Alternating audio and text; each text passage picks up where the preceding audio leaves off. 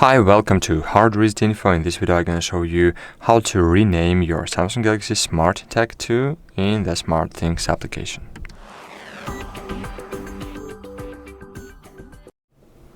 I have installed and I have connected SmartTag 2 to RedMagic device, and if you wanna know how to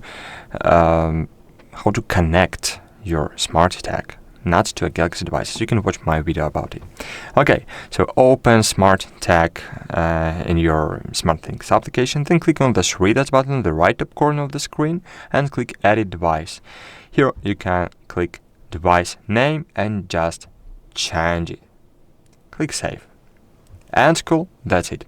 Hope you found this video helpful. So if it's true, please consider to leave a like and a comment below this video. See you in the next video. Bye.